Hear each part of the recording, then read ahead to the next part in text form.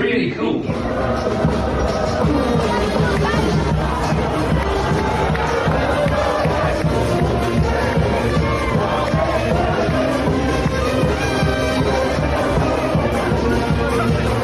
Bonjour, hello, and welcome to the Rosbif Rugby podcast, your one-stop shop for all things French rugby, the top 14, Pro D2, National, the Champions and Challenge Cups, the French national team, Les Bleus, and most importantly of all, the brilliant towns, cities, bars, restaurants, fans, stadiums, everything that we know, we love, we've been tucking into for the past 49 episodes, the past 338 give or take days as we draw series. I think we use series, don't we, rather than the season Americanism.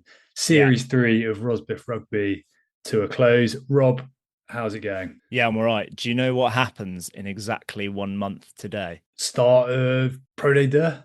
Correct. Oh. Thursday the 20th. Oh, we've actually got an event on. We're going to something on the Thursday 27th. Is that why you're a maybe? You were just holding out for some. Although isn't the first round of Pro D2? No, I think it is all a the games Thursday. they're all on a Thursday, bar one on a Friday. I think in this round, just to keep the schedulers interested. Yeah. But yeah, what's news?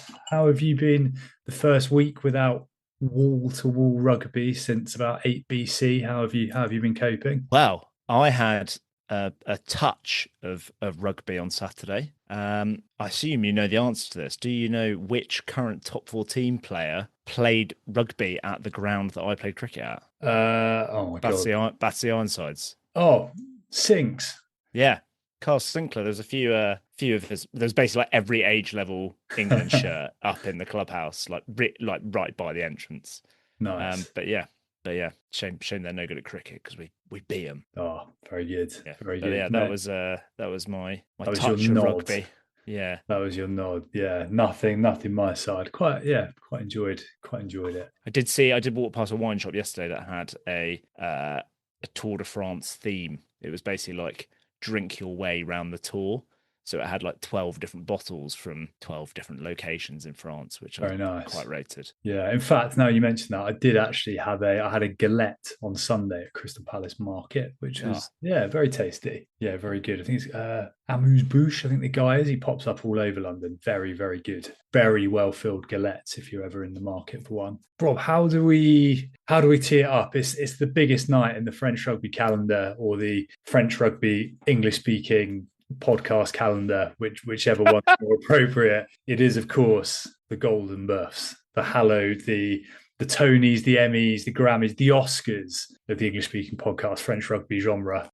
Yeah, have you enjoyed mulling over the past season, the past 11 months? Do you know what? Looking back through, I basically scrolled through today all of my notes, or over the last few days, I've scrolled through all of my notes that I have kind of like on my app, on my phone, on the notes app, of like random crap that I've written down ahead of each week. And generally the Petit-Fours is in there, and just being reminded that, oh my God, that happened this season, and oh my God, that happened this season. It felt quite long, I'll be honest, but my God, a lot of stuff has happened. As if to hammer that home, if you'll indulge me, Richard. Well, actually, what has happened this season? I can do a little summary of the season. So obviously Stade Toulousain retained the title in the top 14. Their fourth title in a row. Talking of titles being retained, Union Bordeaux-Bègles retained their Champions Cup. There's still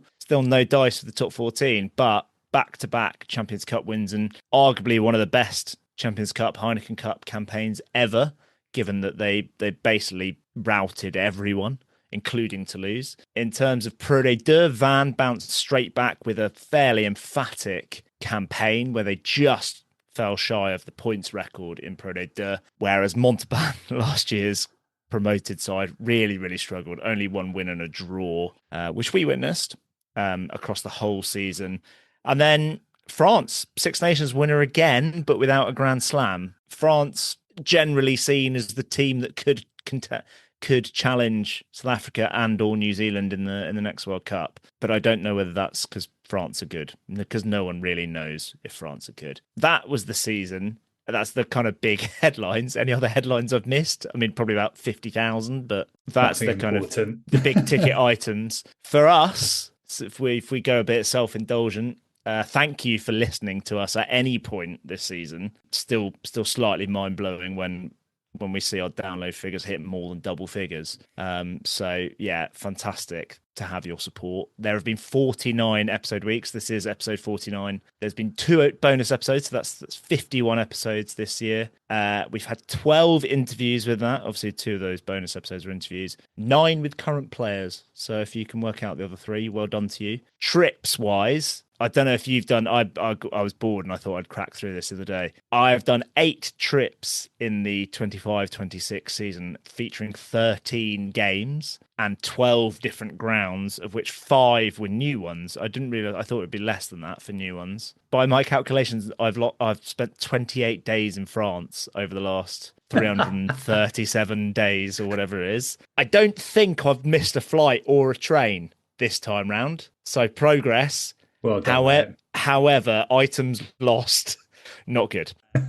The Montauban jumper and fleece is still somewhere in the Stade Ernest Vallon. I also managed to leave an Argent hat at the hotel. Double whammy in Toulouse. The biggest losses being my phone in Biarritz and my beret in Paris. That's why people, if you haven't noticed, it's why the beret has not been worn in the back half of the season, because I lost it in Paris after the Springboks game. And I make it 15 towns visited, I think. Some going. Yeah. Wow, impressive numbers, Rob. Is that sort of, you're an accountant, does that cause you any tax issues with that amount of time spent? Absolutely not. Absolutely not. I think you've got to, it's basically like half, isn't it? So I've got, need to go 5 times, I think, before I, 5x of what I've already done, which feels like quite a lot. Yeah, 8 trips. People say, Rob, you're there every other weekend. You're there every month. Well, the stats are there, and it's actually not that far off once a month. But yeah, well, we're on 11 months now. So, well, no, we are probably into our 12th month. So yeah, 8 and 12. There we go. How many trips have you done, Rich? I don't think I've only been in France once when you've not been there. So that was for the France-Australia game at the Stade de France. Otherwise, it was the first trip ending up in Toulouse, Stade de France for South Africa, and La Rochelle. So yeah, slightly more abstemious minds. Did get a little sneaky one to Benetton in Italy though, as just a little kind of soupçon. Very good. Good, impressive numbers. Can't question the dedication. Shall we go for it? On that basis, let's go into the Les Golden Boeufs, the Rosbifs Rugby's end of season French Rugby Awards, and we're going to start with Trip of the Year, Richard, which you're going to talk us through. Talk us through the contenders. Yeah, I mean, you've got more to pick from. Any trip to the Stade de France is always special. I got the little bonus, and I did mention that this was awards evening attire. I've got the Merci Au Revoir regional nightclub tie to maybe wear around my neck, and I'm also wearing my cast shirt, which I don't usually do, but it's a special occasion. So yeah, they were all a lot of fun, but I think the 2 that stand out for me, and I want to know, and I'd like to think these are in the three trip shortlist, but Argent, Montauban, Toulouse, a couple of things. Argent, one of the great kind of beating heartlands of French rugby, an inaugural trip, made all the better by a fantastic meeting with Boeuf, who was incredibly generous with his time and access and free bar tab around the corridors of Argent, which was a huge amount of fun, taking in an incredible Montauban draw against the eventual top 14 runners-up, and also doing the top 14 2-in-a-day double header. I'm not sure. Which I don't know if I'd do that again. But it was good crack. Making to La Rochelle finally. I'm wearing. Well, you mentioned what you're wearing. I'm wearing my La Rochelle t-shirt picked up from Stade Marcel de Flandre. Yeah, I thought I'd give a nod to that because we finally made it and we finally got tickets. And yeah, it's a lot of fun. Yeah. It was fantastic. And then I think it would only be fair if the third contender probably comes from you, Rob, given you or maybe my trips don't make it and it's just you. Yeah, you were there. So for me, the other ones. Do you know what? I kind of completely forgot we had this award. But I have got a various array of stuff behind me, and I think the two without you that stand out are Bordeaux for the quarterfinal because that was such a big game, such amazing hype, and also I went to Saint-Emilion, which I blooming loved, and Bordeaux itself is fantastic. But I've got the bucket hat from Mont-de-Marsan, which, despite losing a phone on night one, doing Biarritz, not to see a game, but we watched a Biarritz game in bars in Biarritz, and then followed by Mont-de-Marsan, the Long Derby, Mont-de-Marsan v Dax, and then Pau hammering Bayonne at the Stade Jean Daget. And then I went to Tyros. That was like National de knockout something. I think that would probably be my favourite of the other ones, just because we had such a great time in Mont-de-Marsan, and I absolutely loved seeing my boys at Stade Jean Daget, and Stade Jean Daget was everything it should be in Bayonne. And just cracking weather, loved it. Very good. In the off chance that my girlfriend's listening, obviously Bordeaux was the best, but has to be one with the lads to make the trip. To make the cut. Do you know what I think in terms of so our shortlist is Agen, Toulouse, Montauban, the pilgrimage to La Rochelle, which was fantastic actually, would have been better if La Rochelle had won, I'd say. And then the third one is the Sud-West, the London and Basque Odyssey. I think the winner for me would be Agen, the Agen trip. First one of the year, but we had, I feel like everything we ate that weekend was superb. 3 games, which was a lot. And I say everything we ate, we had a really ropey lunch in Lord. I've just remembered that. Eventful flight on the way back from Lord. Eventful. Nothing to do with us, it has to be said, before anyone gets any ideas. Yeah, and meeting Bo, getting our first actual act. Behind the scenes, yeah. But we also met up with Charles Richardson there, so he was doing his own little odyssey for his dad's 60th. So yeah, it was kind of. I met our first, and we were joined by our first ever listener. Properly joined by Jolly, weren't we? So lots of firsts in that actually made us feel like we were proper podcasters as well. Yeah, great trip. Very, very good. I think that's Golden Boeuf number 1. Nailed. Agen, Montauban, Toulouse. Fantastic. Visit them if you haven't. The next one, Rob, a little bit more technical, I guess you could say. Our Pro de Deux Player of the Year. Now there are quite literally hundreds. But I personally had a little 3-man shortlist narrowed down from our Pro de Deux team of the season. I don't know if you have any strong views on where you see this one going. So do you want to run through your shortlist? Yeah, for me, and it was tricky to boil down, but I had Michael Ruru, who's obviously so instrumental for Van in their promotion, Luca Platere, who was absolutely phenomenal for Colomiers all year. Incredible player. And then member of the FTSE, the Fijian Flair try scoring extraordinaires, or whatever we're calling it now, Sitareki Batuniata in his first season at Provence, first season playing fully at 13, who was absolutely sensational, looked like he was playing a different game to some very, very high quality players at points. I thought he was amazing, but there are undoubtedly others who could be on that shortlist. Well, ironically, I had those 3 were on my list, but I also had Samuel Marquez because it's Pro de Deux and he has to be on the shortlist in my view. I had a bit of front row Union stuff. Had Dore Marco Pena, who had an outstanding season, not just his try scoring, but set piece and round the park. I had another member of the FTSE, possibly just about Albert Tuasui, and I had Lucas Mere just because he had a great season and he was fairly nailed on as our first choice 10. I think I'm happy with your shortlist though, and I would probably go. I think, who are you going out of your shortlist of Ruru, Platere, and Batuniata? For me, I think you could. It's a little bit coin tossy, but I came down to Batuniata. I think his influence was outsized. The fact it was his first year in that position. I think he played pretty much, maybe bar the likes of Mere, pretty much the most minutes, despite being held together with paper in it. Also in a team that there were a lot of injuries for Provence this year, and he somehow managed to swerve them. Injuries and suspensions.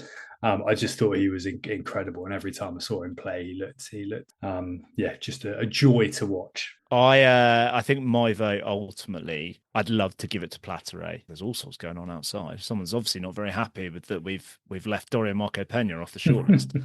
My vote, I think, would go Ruru because he made our team of the season ahead of Marquez. And he scored a load of tries, which, I think he was top in the end, was he? Was he second? Second. What's it? Arjen was. The Martins and Clement Martinez, the Biarritz hooker. But yeah, like a load of tries, game management, played in the best team, and they were the best team by miles, really. As tight as the final was. I assume your coin toss was with Petunias and Ruru. Yeah. Have I got a coin? Is that how we settle this? I like that. Yeah, let's do it. I don't know if I've got a coin though. When was the last time I had a coin? Like the Queen. Don't carry cash.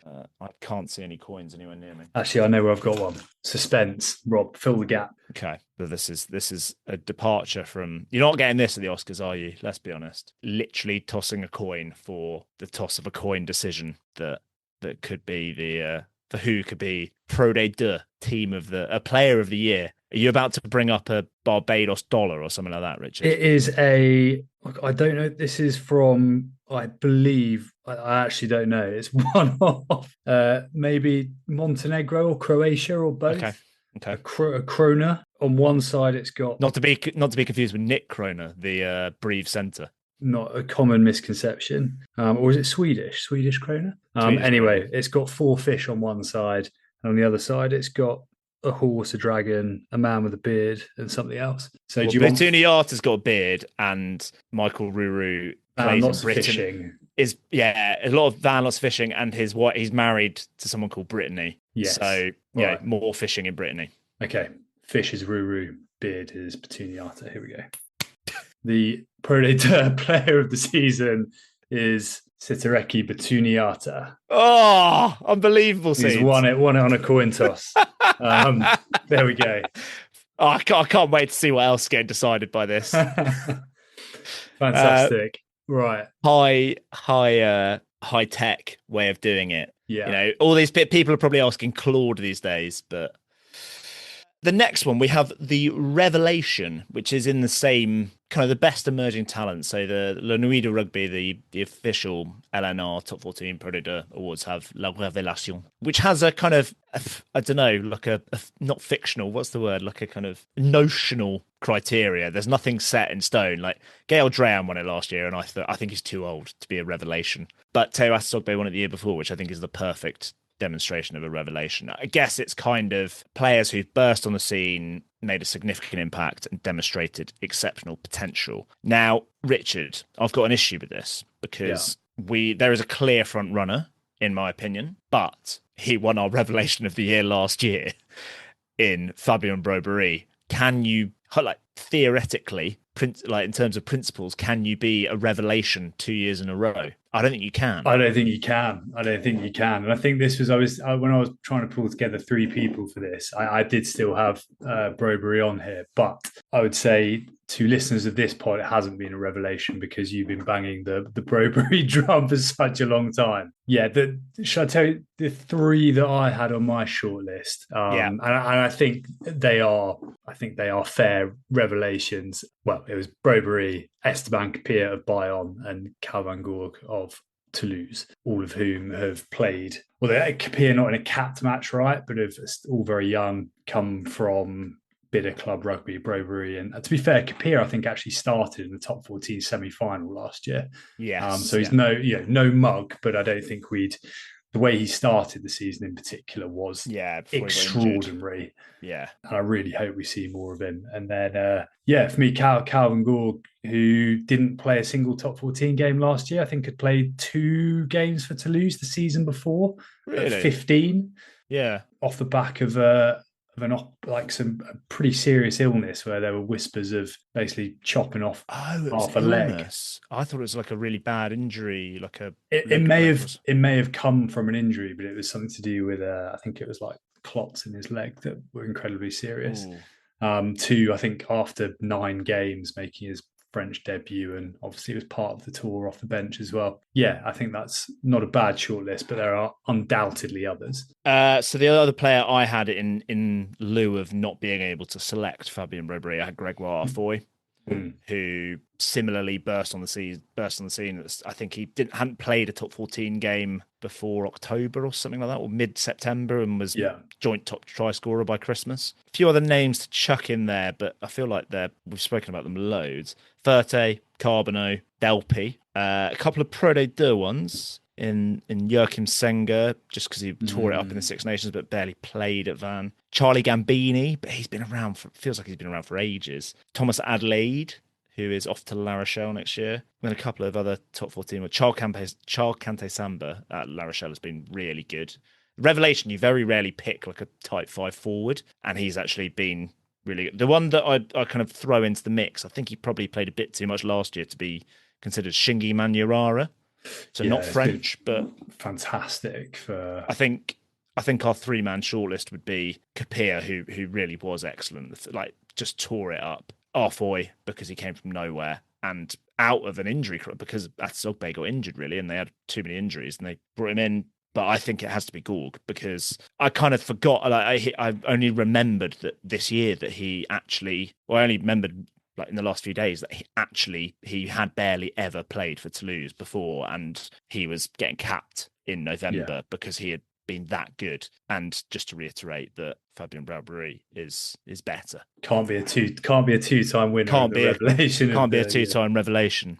Yeah, I think that's fair. So congrats, Calvin Gorge. And he looked lovely while he was doing it. We don't have a best looking player because that would just be odd, and it's very subjective, but he'd be in the reckoning for the best looking player ever in this season anyway. Certainly most clean cut looking player. Yeah. If that's your kind of the vibe you're after. Excellent. Right, we're making some progress. Okay, the next one.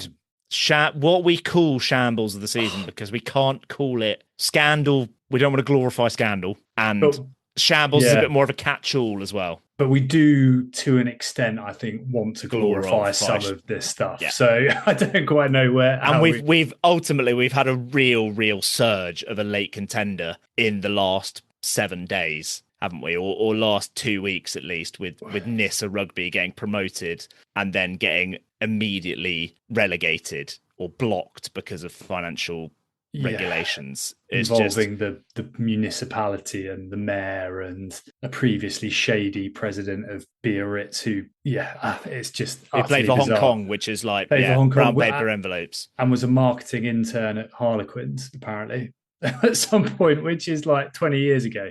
Oh, well, there's the smoking gun, isn't it?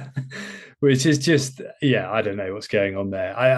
It's the Nissa stuff has gone to appeal, right? Which can often resolve. I think subject to them finding some cash down the back of the safe. Al Dejay can drum up some of his Biarritz kind of shadiness to kind of get the kind of whatever good credit he had at Biarritz that got them out of their issues. But a little bit too late for our shortlist, maybe. Yeah, and probably a little bit kind of too much road left to run on it. Too much road left to run, and actually, like, you don't want to see teams going down the pan. So, But what we do want to see more of is things like top 14 captains calling out national team coaches. We want to see egomaniac referees losing the plot. I guess we don't necessarily want to see people flying, headbutting oppositions like Yannick Tarek did against Toulouse, but a more bizarre, egregious red card I'm not sure I've ever seen. It was utterly remarkable. And we definitely do want to see more post-game car park scraps between Georgian and French props in the case of Nevers and Béziers. So do we need to break those down a bit further? I had a couple of others that I picked out from when I was going through. We definitely don't want to see more stuff like what happened really early on last year. Richard Dort, the pundit, like getting filmed lifting up someone's skirt at like a festival while she was dancing on a table, which is really wrong. I think he's back like commentating. That is an absolute shambles, but we're not glorifying that. I would quite like to, as bad as it is to have a headshot in the first minute of your debut, I would quite like to see. I don't think we will ever see a top 14 debut. I can't remember. Gibson Popo Elite, wasn't it? Yeah. Was it Gibson? For Montauban. He makes contact with Sam Simmons' head 44 seconds into his top 14 debut. From the start of having started, he is off within a minute, which is And it's not a technical contact with the head. It's a stonewall red card. I think that I'd completely forgotten about. I mean, obviously, why would I remember a bloke who played 45 seconds of top 14 rugby? But what a way to start. That is, in the shortlist, that's duking it out with Yannick Tarrant. But I think there's a relatively clear-cut 3, I think, Rich, which you've got mapped out there. Yeah. So the Fred Quercy, right, of Montalban. Biggest shit on a human level, I think, was the rough French, or not even rough French English translation of what he said about Fabien Galtier. I can't remember the context. The ban, I thought, was that is a shambles. Like, that is, I know you say things of consequence, but essentially he said some hurty words. Yeah, and about stuff that happened like 7 years, actually no, like 7 years ago. Yeah, 10 years ago.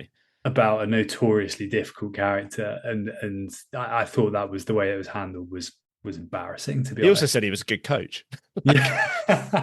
Just said he was just the biggest shit on a human level. Still not quite as good as the Sevens player who called was it Urios the saucer of milk? Yeah, the saucer of bechamel, saucer of bechamel. Dish of bechamel sauce. Yeah, but yeah, that was just ridiculous. The yellow card. Was it Dylan Jaminet? If I got the wrong Jaminet, is it Killian Jaminet? I think it was Dylan Jaminet. One of the Jaminets. Not Melvin. It's one of those things. It wasn't that long ago, right? It was kind of towards the back end of the Pro Days season. Basically gets yellow carded for the ref running in his way when he. I've watched that so many times, and I think it also happens like the week after, and it's just like a free kick to the attacking team, and it's more egregious from whoever did it, whichever ref just got in the way. But I've watched that video so many times, and it's infuriating. I still can't see that he has done it. He has run into him intentionally, and there's no way he's run into him intentionally. No, it's mad. It's absolutely mad. It is the biggest ego trip of a yellow card from a ref I think I've ever seen. It would have only been more egregious if he'd given him red. Yeah, agreed. But I think doesn't he almost like not talk him down from a red, but kind of possibly, gestures to the effect of "You're very lucky. This isn't more." It's ludicrous. The one I must say for me that it's a clear winner. The clear winner is the Nevers winning their first match in 4 months in a classic. It would have been an unbelievable game to be at 44-41 over Béziers, which then started a massive fight in the car park. People being pulled apart. I think the two protagonists, certainly in the end, if I've got this correct, were the Ika Kaikatashvili of Nevers and Yusuf Amrouni of Béziers. Kaikatashvili, who I believe actually had a broken nose. I was going to say, didn't he get like a broken eye socket or something? It was a broken nose, but that did not stop him getting in his car and trying to go after the team bus before eventually deciding. What was he hoping to achieve? I can just imagine in my head, it's this enormous bloke in like a late 90s red Peugeot 206 or something. He's like bunched up in this small Peugeot, just trying to bomb it after like this glossy Béziers team bus. Just what is he hoping to achieve? Like he's going to bump into the service station, and apparently he wanted an apology. Oh, fair. He just wanted an apology. Man to man. Yeah, it's just a brilliant story. It also meant that they didn't do the post-match kind of meal pleasantries that they usually have. They were like, we better knock this thing on the head. It is a clear winner. It's brilliant. I guess to Ika Kaikatashvili and Yusuf Amrouni and everyone involved in that scrap. Big congratulations for the Shambles in the best possible way of the season. Slightly more amusing than last year's winner, which had a dark undertone, which was not Penny Dakawanga. Masavesi Dakawanga biting his teammate after getting loose on a night out. That was a little bit darker, but also kind of funny. Rich, next one's yours. Yeah, the Sartorial Excellence Award. So last year it felt that we were just awash with options. The brilliant Toulon match day watching casual camo kit, Jean-Baptiste Gross. Mikhail Guillard, all these guys just looking $1 million in whatever they were rocking up in. Sekou Makalu in the T90s, just being Sekou and being an absolute hero. But this year we were struggling, so much so that we were actually going to replace it with lid of the season, which I think we were going to award probably to Penny Dakawanga for his barrage blue and pink braids, which was incredible. But with honourable mentions to Tom Staniforth's truly magnificent mullet. That is the mullet perfection from Tom Staniforth. But there was a very late entry, and there has been some incredible, it must be said, footage from, and a big congratulations to David Niniashvili, who, not content with, I think, playing more minutes than anyone else in the top 14 this year, managed to, and then playing for Georgia, managed to squeeze in his wedding before going back for pre-season. There is also footage from his wedding of him. It looks really quite hectic, and his leg is in a brace and he is crowd surfing. Which I imagine would have, it's amazing. But was Ronan O'Gara there? I highly doubt it. But most importantly, in what I assume is sort of traditional Georgian wedding garb, looking like what can be described as a Disney prince. Yeah, he looks amazing. In an incredible, ornate, decorative tunic, complete with sword, knee-high boots, an immaculate collar, white Chris collar. Yeah, we'll wheel out a photo at some point, but he is pulling it off. It is incredible. I've never seen anything like it. It's amazing. It's a clear winner. Nice. Congratulations. Congrats to and for saving Rapid Davitt. Not just winning, but saving the category. It will go into next year. So well done, Rapid Davitt. Well, back to more serious rugby. The France International Player of the Year. Plenty of candidates for this. I would say we've got 6 main contenders. We've got to whittle this down to 3. I've got 6 main contenders: Lou Bielbiere, Mathieu Jalibert, Thomas Ramos, Charles Olivon, Yoram Mofana, and Manny Miafu. My 3 from that, if I was to go for a shortlist, I would be Lou Bielbiere, Jalibert, Miafu. Yeah, I think that's fair enough. It's tricky, isn't it? Because I don't think... Because they were crap in the autumn. They were underwhelming in the autumn. And then a little bit of a mix. So no one's really stayed the course for the whole lot. Maybe with the exception of... No, Murfano, I don't think was involved in the autumn, was he? He was injured. Miafu, I think, was injured in the autumn. Yeah. So you've only had guys playing... Jalibert was injured in the autumn, so... 3/4 of the season, roughly. Yeah, and I think the performances, the fact that we've had competitive games kind of makes a... Like I think we gave Bielbiere last year, and he obviously wouldn't have been in the summer tour, but he was so good across the rest of it. Whereas the fact that the summer tour, they've actually kind of put in some good performances, changes that. Otherwise, you can't just go on Six Nations form, which is probably why Olivon doesn't quite, because Olivon basically only played in the Six Nations, right? Similarly, Ramos, he would have played in the autumn, wouldn't he? But in fact, he was excellent against South Africa. In games that they lost, he played unbelievably. So Ramos is pretty close. I would say my vote is between Jalibert and Miafu. Yeah, and I can't work it out. Yeah, I think you could argue for any of them. Should we the coin? No, I know. I was going to be. Should we bait all of France by giving it to Mathieu Jalibert? I mean, what I would say for Jalibert is, I think there was a big... You said it last week. Mathieu Jalibert is France's best player right now. At the moment, I think he is, and I think he's been transformative to the way they're playing. I mean, there have been a couple of, not Jalibert specifically, but a couple of defensive frailties in games like Scotland, England, that kind of thing. But they had looked like they'd gone backwards in attack in autumn. I know they scored quite freely against Australia, but it was a pretty loose game against a fairly knackered Australia team in the snow in Paris. I think he's been really transformative. I think the fact he could be a genuine option regardless of other personnel at 15, and they've experimented with that, is amazing. I guess the thing for Miafu is it feels like he could be their most important player in the biggest games. Whether that means he's been their best player this year, I don't know. And obviously Bielbiere just is a remarkable talent and possibly the best finisher in the world at the moment. But I don't know. I could go anywhere. The games, in fact, France games I've seen live, I don't think either of Jalibert or Meafu have played in them. I know, sorry, no, Meafu played in, he was man of the match against Italy, but Jalibert pulled out late, which I was gutted about. Ramos was amazing in the South Africa game, wasn't he? And I guess he was actually unbelievable. Both him and Bielbiere were unbelievable in the Ireland game. I think we go Jalibert just because he was amazing.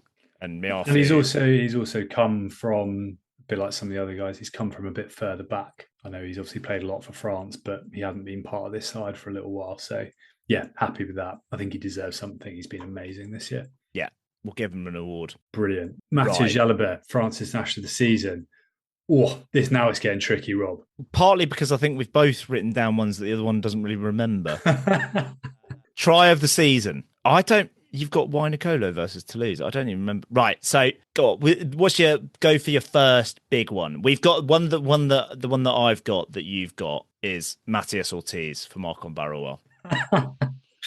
Just incredible solo try with 2 chip kicks that also sort of volley chip kick, but also sort of looks like he's scuffed them a little bit. It's like an incredible blend of ludicrous skill, a little bit of luck, and just a bit of what on earth is going on here in Marcon Barrowell's, I think, massive stadium in Lille. I can't remember who it was they were playing, but it is quite something.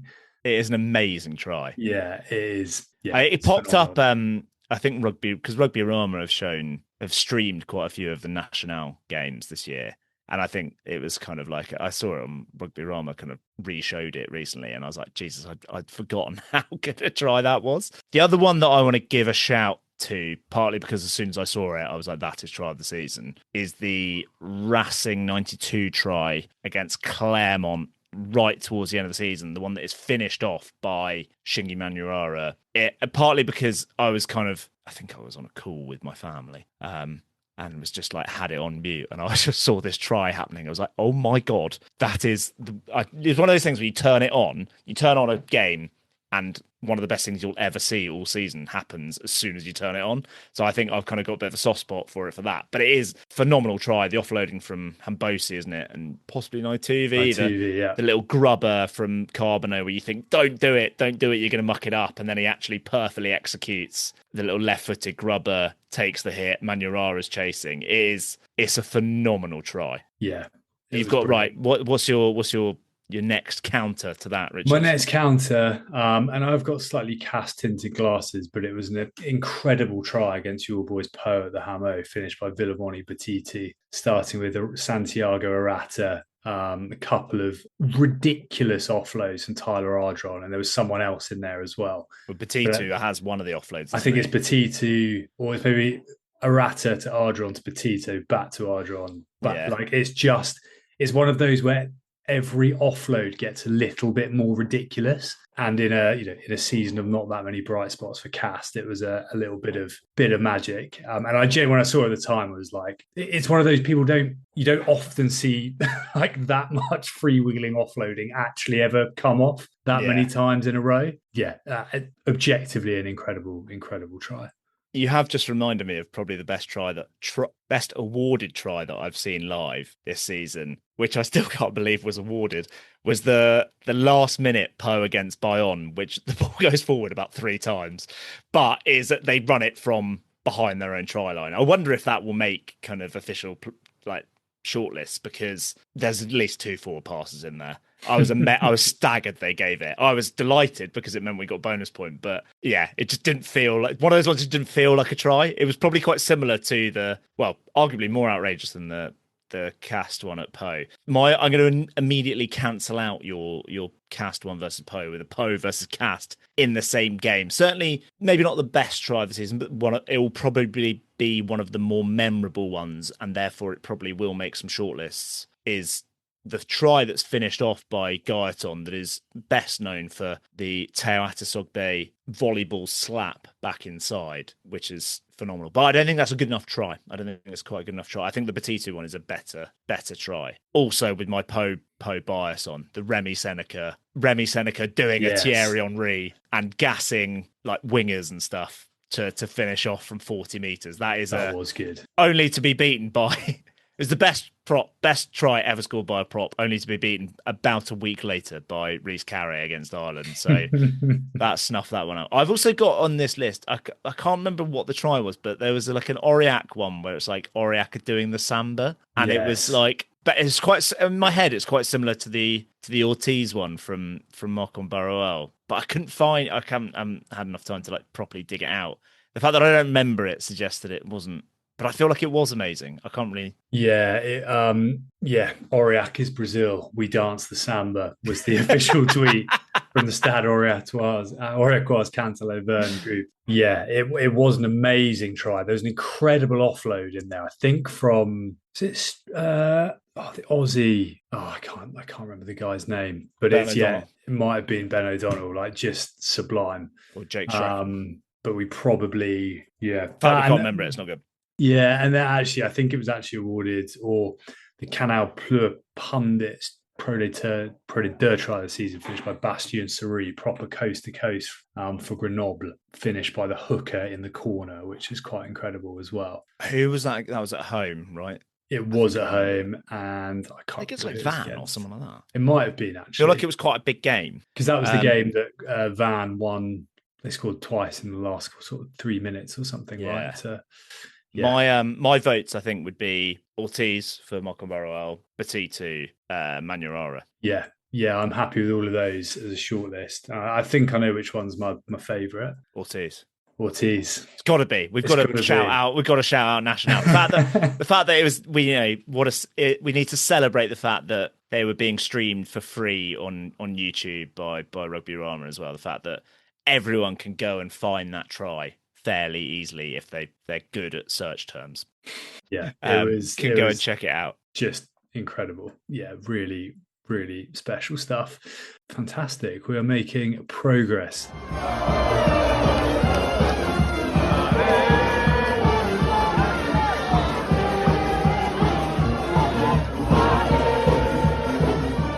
Before we move on to arguably the most vaunted category, we're going to go from try of the season to spy of the season. We've mentioned it a few times. Sekou Makalu, flying planes, shooting guns, doing all sorts, skiing. One of the staff from staff was actually interviewed today, dispelling rumours that he might be retiring. Apparently, he's got at least one more year in his contract. He's only like 29, isn't he? I think he's 30, yeah, something like that. 30, maybe 31 at a push. But look, when the French Legion or the French Special Services come calling for you, you have to knock it on the head at some point. So, or maybe he has spent this whole time undercover as a professional rugby player, and rugby is actually his second. Who knows?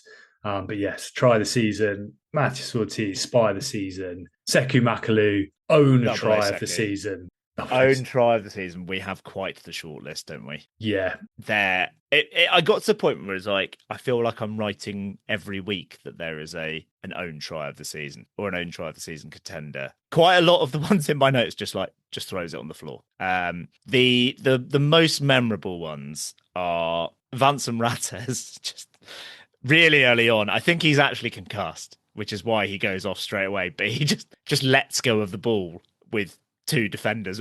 He just leaves it behind with two attackers kind of advancing on him. The one that I really keep going back to, Clement Verger fly hacking the ball towards his own line is a thing of beauty. It's just such a beautifully weighted kick towards his own. I can't remember who it was against. Yeah, and we have to have one from Leo Barre. There were there were two in a row, weren't there? So I think one was against Bordeaux, wasn't it, at the Stade Chabert-Normas, where he basically tries to give it to Penny Dakawanga about a metre from his own line, or the other way around. But it's just the most ridiculous offload. And then straight to deck. Yeah, and then the next week, I can't even remember it, but I just remember the next week he basically just thought, fuck it, I'm gonna nail this award for myself. and just lobs it on the floor. Some vintage stuff from Leo Barre. He did make our top 14 team of the season. I'm gonna have to try and find this try. Talk us through some of the other candidates, Richard. Yeah, I mean, there's plenty, aren't there? Like there's some pretty useful players involved. Tuasova punt. I vaguely remember he just now. toe punts it straight into one of his teammates, and it just rebounds. It's just in the dead ball area, and Jeannot just has to like run in and dot it down. That was very good. The other one that I don't think quite makes the short list, but we're looking for something that really stands out. Right, last year we had, I think, was it Ioannis Bosmaran throwing an interception pass in his own in-goal area, against Lyon, and then before that we had, was it Niniashvili hitting the post? Also against La Rochelle. Oh no, I think that was against Van. But this year, again, La Rochelle Lyon, something about that fixture. It was the first time Sam Simmons went under the post after intercepting a quick line out throw from I think it might have been Jules Favre. I might have misquoted there, but just one of those, you just don't see that very often. Like how you can get a quick line out throw so spectacularly wrong that the opposition grabs it. I don't know, but for certainly for individuality, that one's in there. I know you're trying to find the Barre one. Sorry, I am currently just here. I think it might be the first try, so we might be in luck. Oh my god! Oh yeah. Right. Okay. Hang on. How do I get this full screen? Can you see this? Yeah, kind of. Yeah. Here we go. Right. Coach is clapping. I think so. The first minute of the game, he's running towards his own try. Yeah, and then throws it over his shoulder. Yeah. Try. Lennox Anyanwu, 24 seconds into the... Oh, no, maybe that's 24 minutes. Sorry. Ignore me. Yeah. He's running backwards towards his own line, then behind his own line, and just throws it forward to Joe Marchant, who then knocks it on. So technically, you could say it's Joe Marchant, but it's a stunningly loose piece of play from Leo Barre. Yeah, proper stuff. Although I think my vote still goes for Clement Verger. I think it's got to. I think for the originality, it's the first time we've seen. It's like a proper own goal. He's literally kicking the ball the wrong way. Genuinely like an own goal. Yeah. Yeah. Clement Verger, who had a brilliant season for Toulouse, actually. But doesn't mean he's exempt from this, and I'm sure he'll be buzzing. It was fantastic. We need to dig that one out because it's well worth a repost. Hard lines to Leo Barre. You'll have to make do with making our team of the season and just being on the shortlist. Yeah. Obviously the best own try of the season was the one that you saw in Super Rugby, which had nothing to do with French Rugby, so unfortunately is ineligible when Joe Assese basically grubbers it from behind his own line towards his own line. The kick doesn't make it out of his own dead ball area. Yeah, that was one of the best things I've ever seen. Oh, splendid. Congratulations to Clement Verger, up there in the pantheon of the greats with Ioannis Bosmaran and Semeli Daunivuku from last year. Excellent.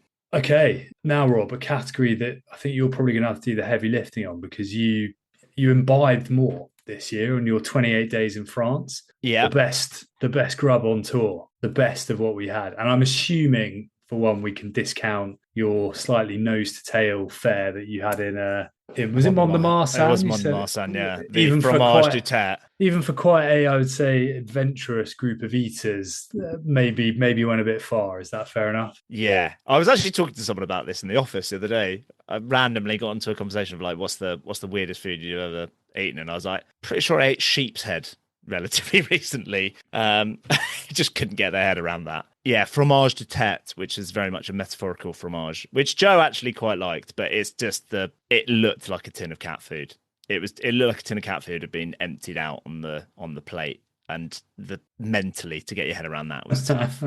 I think strictly this is kind of best stadium food, isn't it? Despite why not? In which case, I mean, Mont-de-Marsan was great. We had the options are just meat with chips. Actually, I'll tell you what was great was when I went to Tyros and I had the kind of steak and mustard and chips baguette. That was exceptional. It's called baguette Americaine, was it? Is something like that? I think you said you'd had one before. Yeah, just outstanding fare. Just a banging sandwich. Very good. But I think we know. Well, you've got The sandwich au lard. That's not in stadium, is it? No, but that was very good in one of our avant comptoir de la Terre in Paris. That was a fantastic bit of grub.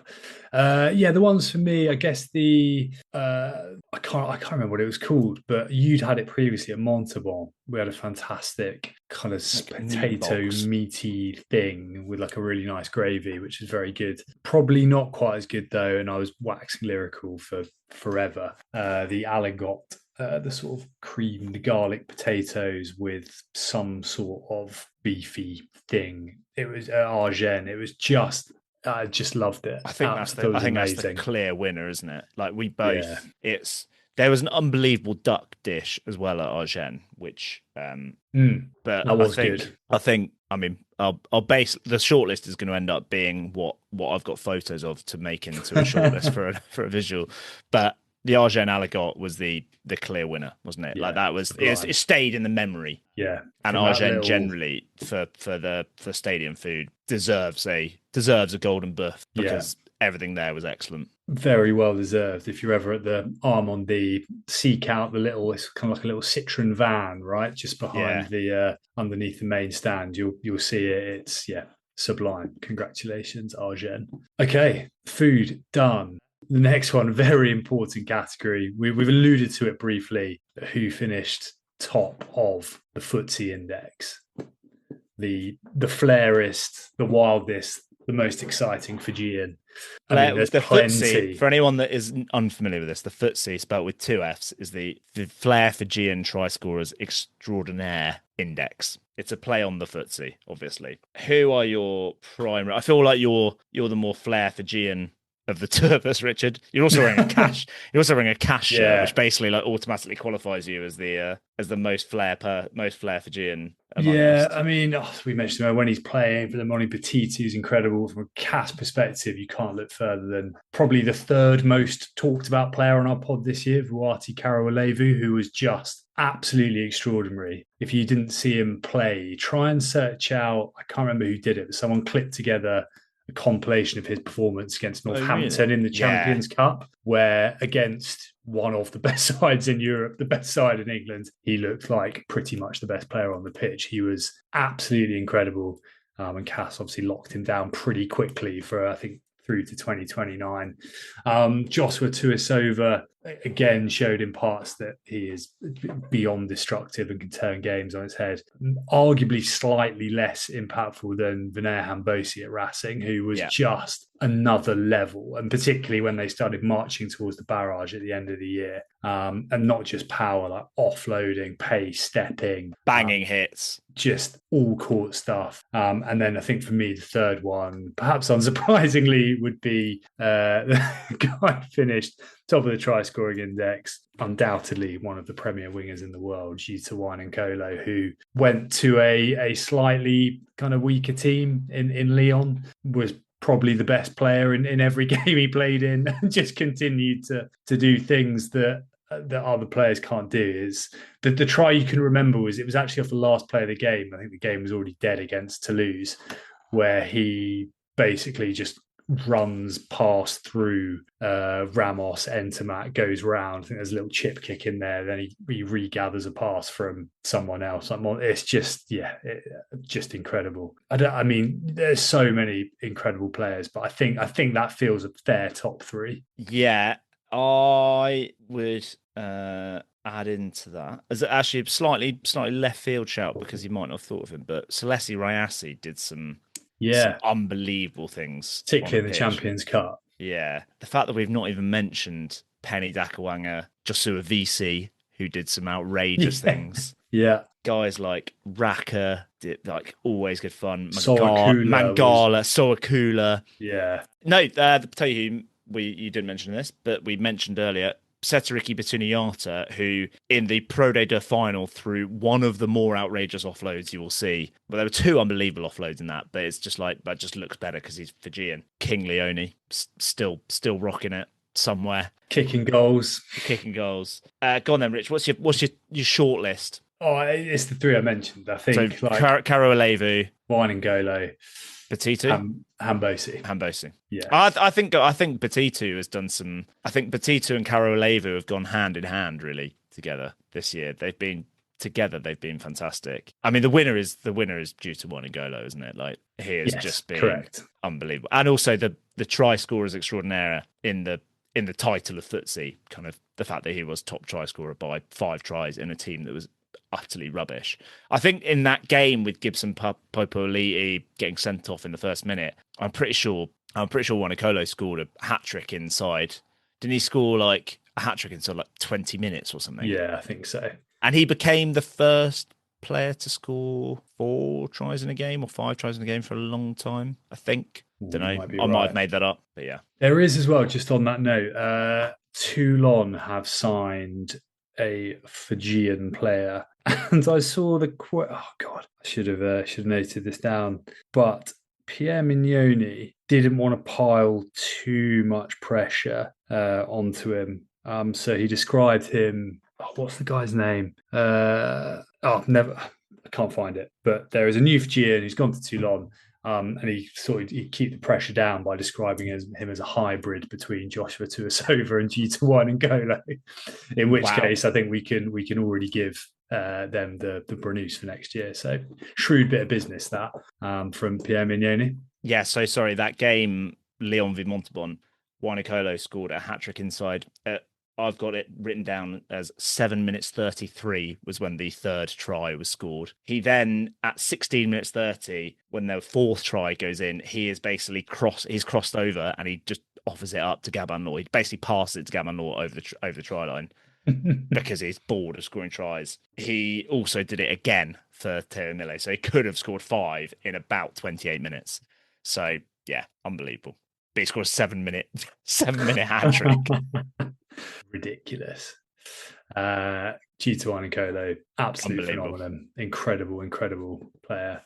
The next category, and it's an important one, and it's the best. It's a new category. It's a new category, something we do talk a lot about, and it's the best piece of stash. And it's been, I think this is an interesting one because there's been a lot of teams are wheeling out kit at a rate of knots now, like multiple mid-season shirt releases, retro editions, heritage shirts, European shirts, cut like NASA shirts in the case of that monstrosity from Toulouse last year. There's a lot going on, and you know, I actually think some of particularly the retro stuff maybe hasn't been quite as good, or maybe not just the retro stuff. I don't think some of this has been quite as tasty as it has been in previous years. I think we might be reaching a bit of a saturation point of stash, dare I say. I think people are trying too hard. They're trying to force it now. Yeah. And I think 2 examples of that, the Montpellier 40-year anniversary shirt kind of looked like a knockoff France one. When in the promo, they had Louis Picamol wearing one of the most incredible Montpellier shirts you've ever seen. And if they just reprinted that, they would have sold all, like it's just perfection. And then the Toulouse, nice idea, the kind of matching shirt with Toulouse FC kind of looked quite cool in lights, but when they were playing just looked like a slightly off-white shirt with a load of sponsors on it. There was also a Stade Francais like harking back to 2003 that was just wheeled out for a random away game with no real I couldn't understand the context for that unless I haven't made a real error and it was like the Toulon game and it was Dominici related. I don't think it was. It was something. It was something really random. Yeah, like wheeling out stuff like that, just really random. However, the obvious front runner for this, in a lot of people's mind, will be the ultimate heritage kit of the 120-year anniversary Le Crunch stash, which is still a thing of beauty. Yeah, it's very impressive, and some of made slightly worse by the fact that they played England, who played in white. It would have been nice if we had a bit more contrast in that game. Yeah. Also, some of the kind of peripheral items were, I don't know, maybe a bit too far, but the knitted cardigan was quite the Roger Federer knitted cardigan was quite something. What else? Yeah, what else stands out for you? Well, I've had a little pop there at Stade Francais, but it's actually not even rugby union, but it was the special weekend to celebrate 20 years of Catalans Dragons in Super League. They did, Wigan and Catalans Dragons did basically home and away kits for Stade Francais, so they linked their kits to Stade Francais because they were playing at Stade Jean-Bouin. I think that was a really cool idea, and the kits looked, despite being from different manufacturers, looked just like Stade Francais kits. I thought it was really cool. The other one that I really remember is also a heritage kit. It was a Van kit. Yeah, it's from very this cool. season, from their like a first ever season that was red and white, which, bearing in mind their away kit was plain white with like black stuff on it. I think they should just use the red and white. The town colours of Van are red and white. Get the Stoat involved as well. I think they should go with that for an away kit more often next year. But that was a really lovely shirt. And again, one that, like, I'm pretty sure if you bought it, you got it in like a special box, and the guy and the promo was like one of the original players, wasn't he, or something like that? Yeah, I'd completely forgotten about it actually until I just saw you note it down. I think that's got to be up there on the short list. The presentation, also the heritage logo is amazing. Given Van's logo, I think is a little bit like kind of take it or leave it. Van are also one of those clubs that definitely went through a clip art phase with their logo. Aurillac are definitely one as well. But there's some of the kind of before the most recent iteration of the Van logo, there's some real clip art stuff there. Yeah, like Microsoft Windows 98. The other, just to talk about Van briefly, I know it's been a mainstay for a while, but John Noel Spitzer's Musto cap. I'm not saying I'd wear it myself, but I just admire the fact that it just wears what he wants, basically. So on that, is it Reggiardo at Argent? Yeah, when we went to Argent, I was hoping to pick one up. He wears like a baseball cap with an A on, which I've realised now is just a red and white. It's a navy Oakland A's hat. I'm pretty sure it is literally just an Oakland A's hat, and it just has a big A on the front. And I think we just assumed it was an Argent one, but I'm pretty sure it is just a baseball cap. Yeah, so maybe inspired by Spitzer's Musto cap. Yeah, nice. I'm going to also quickly shout out the Montauban apron you bought, which was pretty niche, but it's here next to me, Richard. Oh, excellent! Look at that. Because I saw you'd written it down. Look at that. Montauban. It actually got washed the other day, so it's looking incredible, pretty clean. Because it's got washed because it's been used. You know, it's functional. Yeah, but it's a nice green. And it's just got a Montauban badge on it, but it's also quite outrageous. Mainly because Frank Ryan kind of saw it and commented on it. Was like, "What have you done?" Basically, I think this has got to be the best piece of stash that I've picked up. The business on the outs, business on one side, Mont de Marsan bucket hat, party on the back, party on the other, with some general Lond fare that is quite leery. That is quite a hectic bit of kit, isn't it? It's a hectic bit of kit, isn't it? Wow. And then the only other shout out I had in here, the Bayonne Club shop's a hard one to pass by. And I'm speaking to one of our mates who was on that trip with you the other day and picked up a pair of Bayonne Quicksilver board shorts. They are really nice as well. They were so nice. Which is quite the purchase. Where are we landing here, Rob? We haven't got 3 jerseys, have we? We've got Van, we've got Le Crunch. Le Crunch. And have we got the Super League kit? Yes. Yeah.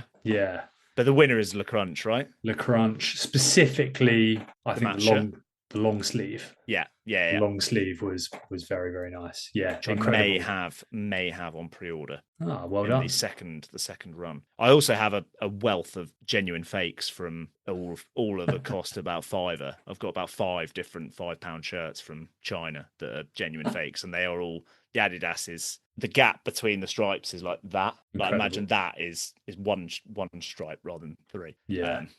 Yeah, my heart was broken by my order being cancelled, so I haven't been able to go back and look at it. But yeah, if you get it through the second pre-order, good luck to you. Incredible. Not often that any sort of rugby item gets that much coverage. It was quite a bit of work from France. I think like the thing that secures it, the Golden Boeuf, is the ancillary bits and the film as well. Like the promo film was very magical. Good. Yeah, really well done. And just how good they all looked in it. Like Deporter looked amazing in that stuff. Yeah, it's a great campaign. It was so well done.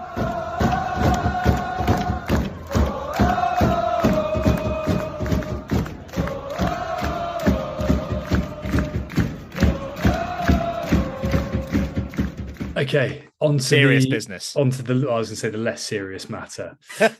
Top 14 player of the year, which would be interested to see the three that get shortlisted listed for La Nuit de Rugby.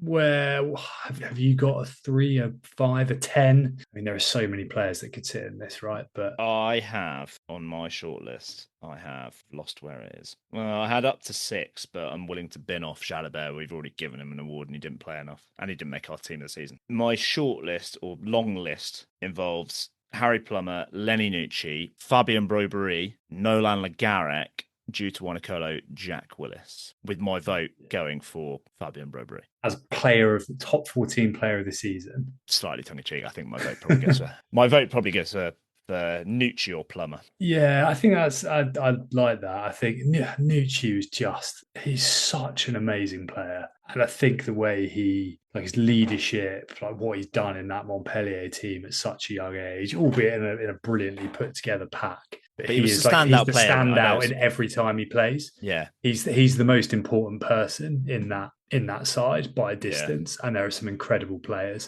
I mean, Jack Willis continues to be amazing, but he got it last year. Pretty good chance he wins it, I think. Let's look elsewhere. I want FBB. Sensational. I want FBB on the shortlist. We can put him on the shortlist because he wasn't in the revelation and okay. And like he has been consistently, he was one of my nailed on. Like I had like 3 people nailed on. Yeah, that's true. Which was Nucci, Wanagolo, and FBB. Yeah. So I think he was just so good.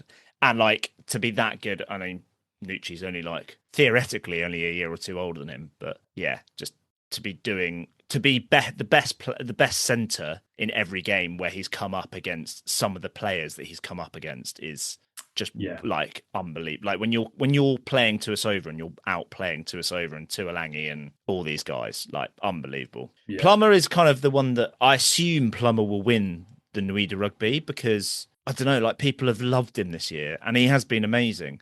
Are we like in my head he is the player of the year, but also he's like fly half for a team that didn't even make the top 6. Am I overplaying him? No, I don't know. I don't think so. He was so good. I think he was incredible. He also I don't think anyone expected him to do what he did at Clermont. And I think that always for me adds a bit more weight, like when you're coming from a little bit further back in a lesser team of whether it be superstars or a team that hasn't gone quite so well. Yeah, they missed out on the playoffs by like what was virtually nothing in the end. He was a complete joke when he was the best player on the pitch, probably when they beat Bordeaux, and I think he won it with the drop goal, didn't he? Yeah. And which incredibly, that was the game they thought if they won, but everything going against them elsewhere. They beat Toulouse away. Like, yeah, I think kind of between him and Lenny Nucci. So I know Iltud Daffeth, who we obviously reference a lot on this, he does his excellent newsletter, Jouet. He had, and I've called him out on this on Blue Sky. Did you see who his player of the year was? I've read this newsletter and I can't remember who it was. No, Tom Banks. But his reasoning was that, I was like, Banks shouldn't even be on your shortlist. And it's tough to kind of come in first season any club in France. And he was like, let alone Montpellier. I think it was Plummer's first season in France. I think there has to be a waiting for this guy he must have finished Super Rugby like not that long before either to come over. I don't know how early the deal was done or whether it was late notice or what, but came over, to my knowledge, didn't speak any French, like instant impact. Clermont scored some unbelievable tries this season. Let's give it Plummer. Yeah. With Nucci and FBB, future winners of this award. Yeah. on the shortlist. He was brilliant. Yeah, I'm incredibly happy with that. Harry Plummer, top 14 player of the year. Amazing work. 2 big ones to go. We got 2. What are the 2? I've only got 1. The best Petit-Fours. Okay. Best Petit-Fours. Fair. Yes. The final kind of individual award, I suppose. The Golden Boeuf itself, the sort of uncharacterizable Rosbif of the year. I don't really know where to go with this. There have been some incredible performances, some incredible stories as well throughout all of the leagues. Yeah, we've had some great guests on. We've had all sorts. A couple that I think the key thing to highlight is, I said this to you, like it needs to, if we were doing the best British player in France, it's obviously going to be Jack Willis. So it is not an award necessarily for that. On-field performances can help a player's case, but it is not. If it was just the best player from the UK playing in France, then it'd be a non-event of an award. But this is a special one for our special podcast. Yeah, the most improved player of the year award sort of vibe.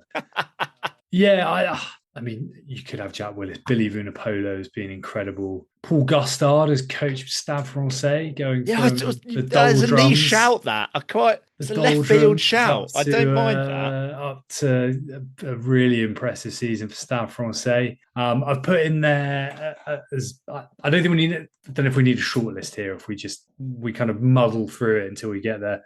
Put in there our first ever guest, Zach Farrance, who, having had horrendous injuries, left Agen, found his way back, medical joker after well over a year out of French Rugby via, I think, the Houston Wolfhounds or something, and ended San Diego up Legion. We're still waiting for us to put him in touch with Nonu. Yeah, yeah, that was it. San Diego Legion. Yeah, and by the end of the season, I know he's not there now, but was kind of starting for Nevers regardless, which was a pretty impressive turnaround. Yeah, go on, give me some options. Well, they are influenced quite significantly by our interviews. One player we didn't interview, but I think deserves an honourable mention in this category is Jamie Ritchie.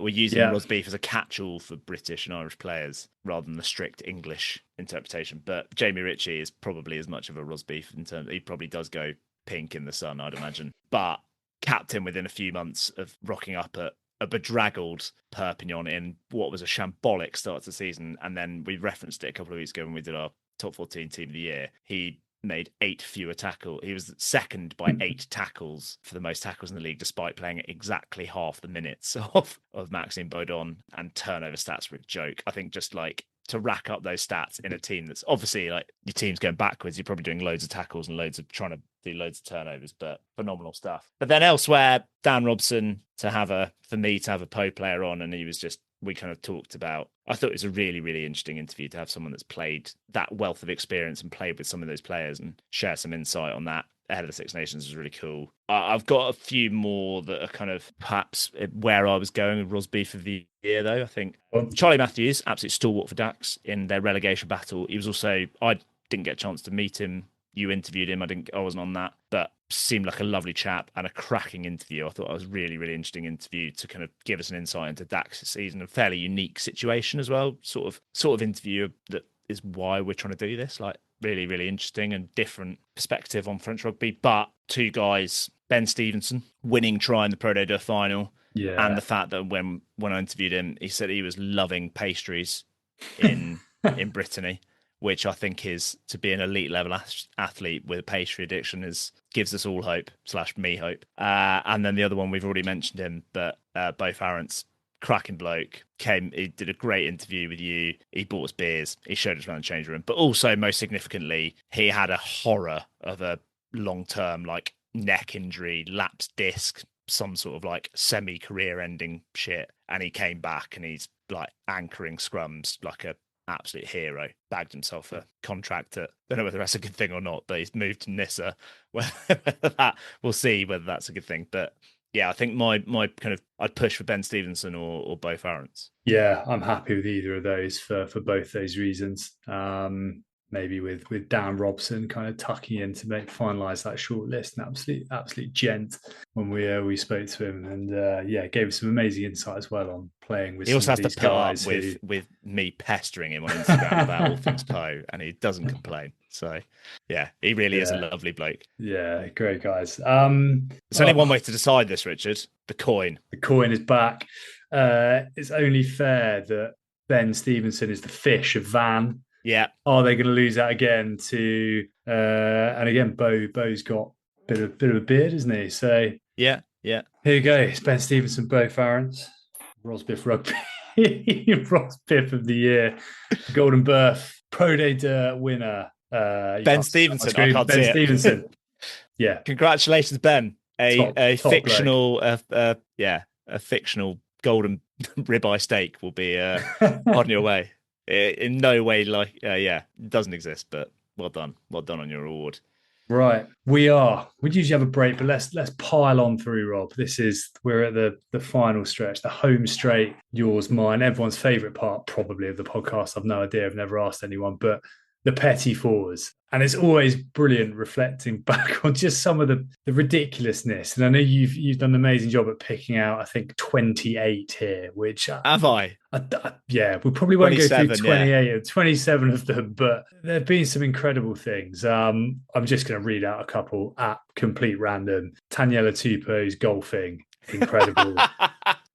The Cornichon Festival, excellent. The remote control kicking tee, the castle, anything to do with Sekou Makalu spying, Fred Quercy's blow up. There's been so much. The one near the bottom, which was quite near the end of the season, that always will forever come to mind is Julien Dupuis with the cigarette in the coaching box in the Pro Day final. I don't think that was technically a Petit-Fours, but I saw it in my notes. I was like, we have to mention that somewhere in our award ceremony, just because it was just a magical thing. I think it was the semi-final, wasn't it? It was semi-final. Yeah, it was perfection, absolute perfection.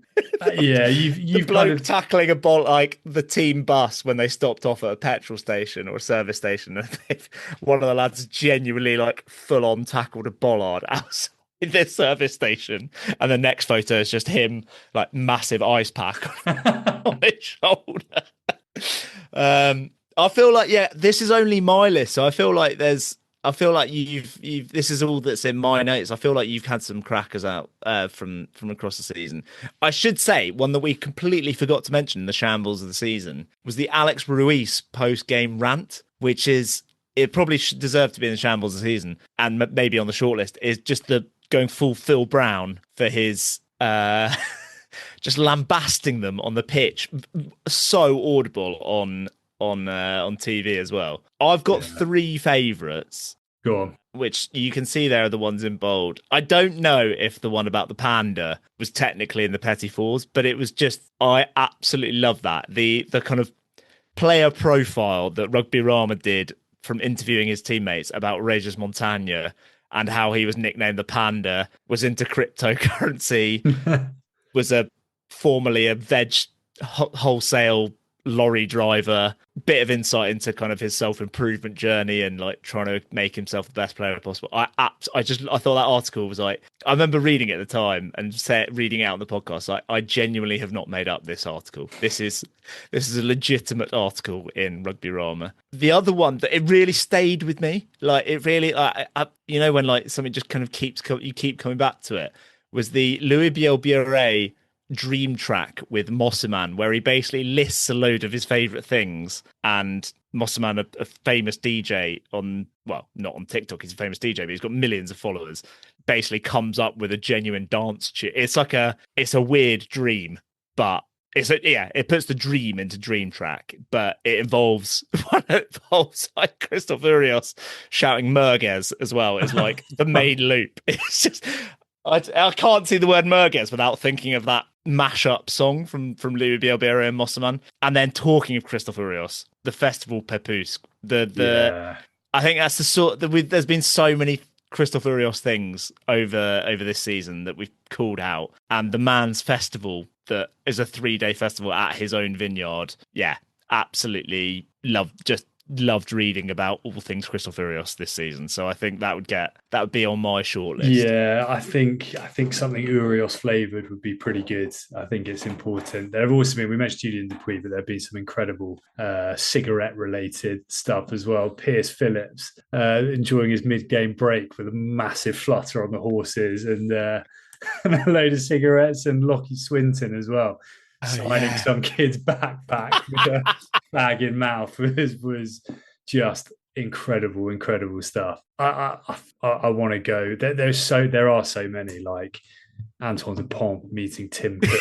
What's going on? Proper fever dream. There are so many. Paul Gustard did an amazing, like Ronan O'Gara style fire up chat as well earlier in the season. Yeah, but I think Montauban losing their Pro Day de Brennus to an agricultural show. I should say that there's a late contender with I can't remember the team now, but you may have seen it. It's gone fairly viral today, I think. A Regional 1 or maybe even lower than that, side lobbing their Brennus into the sea as they're jumping off a boat, and it just sinks. That is a real good late contender, that.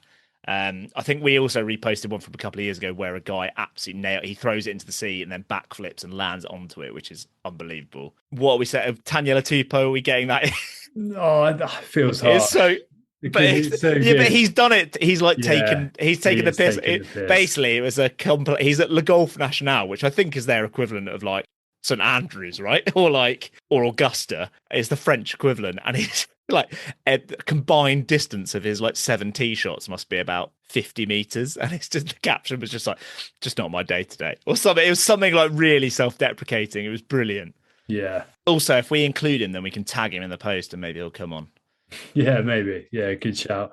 He can be in the short list. I think I want to land on one of your Urios flavored ones to win. He's just been persistent throughout, hasn't he? Yeah. Yeah, incredible. I didn't see any footage of him at the Black Eyed Peas gig at the Stade Marcel Michelin, but I'm sure he was there. Maybe we should give it to Chateau Pepusque, because I feel like there's been quite a few things that they've had, like Urios related stash, the Bull t-shirt that they had. We'll just give it to them. Yeah. And then on the shortlist, we'll also have the Louis Bielbiere Mosselman track.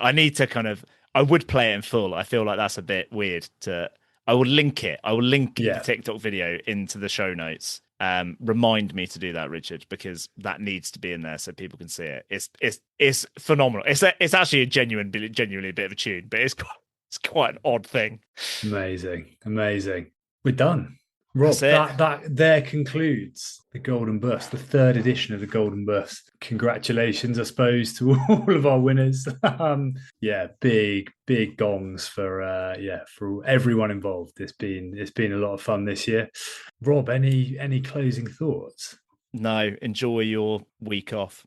That feels like a long episode. It felt like a long season. It genuinely has felt odd this weekend not having any rugby. The amount of content we've consumed, that is the other thing that really hammers home, is from reviewing it. It's like, Jesus, I've watched a lot of rugby this year. Yeah, there's been a lot good going on. It's not all good, but a lot of it excellent. I think thinking back to the trips, like genuinely they've all been, there's some real, I look back on some of them, it's like, I absolutely loved that trip, and that was class. Like that, some of the trips. So I know you've started planning for next year already, Rich. Got a couple of irons in the fire. A few things we'll be sharing in due course, hopefully.